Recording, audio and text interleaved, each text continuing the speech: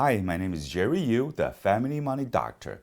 Let me share with you a fascinating story about how the government kept tightening the lid on what many people saw as the rich man's Roth. What we're talking about here is the max-funded life insurance policies. This journey involves three key laws: the TEFRA, DEFRA, and TAMRA. Understanding them is crucial if you want to enjoy the tax advantages of life insurance while avoiding unnecessary taxes and penalties. Let's start with TEFRA, the Tax Equity and Fiscal Responsibility Act of 1982. Before TEFRA, people discovered that they could pour large sums of money into life insurance policies and let it grow tax-free and pull the money out tax-free, and thanks to the IRS-approved loans provision. It was like having a financial bucket with no holes.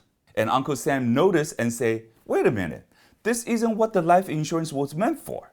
So TEFRA put a lid on how much premium you could pour into a policy based on the death benefit. So it introduced the cash value corridor, ensuring the death benefit stayed proportionate to the cash inside the policy. As long as you stay within the limit, your bucket kept growing and the death benefit remains tax-free.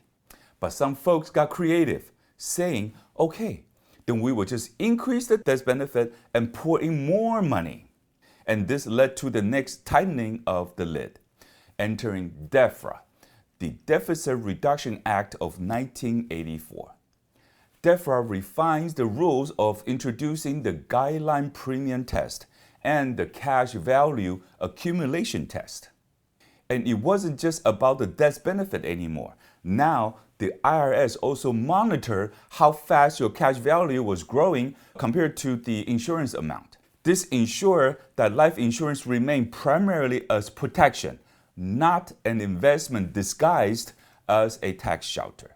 So at this point, the government thought that they had it under control, but some savvy individuals still found ways to maximize their policies while staying within the lines. And that's when TAMRA, the Technical and Miscellaneous Revenue Act of 1988, came along. TAMRA introduced the 7-pay test, creating something called a Modified Endowment Contract, MEC, M-E-C. Here's how it works. If you fund a policy too quickly within the first 7 years, it becomes a MEC, and the MEC changes everything. Withdrawals from the MEC are now taxed LIFO, L-I-F-O, which means last in, first out. That means Uncle Sam taxes you again first, just like a retirement account. Plus, if you pull money out before age 59 and a half, you get hit with a 10% penalty. So IRS want to make sure you can access the money without paying Uncle Sam first. Okay, but here is the good news.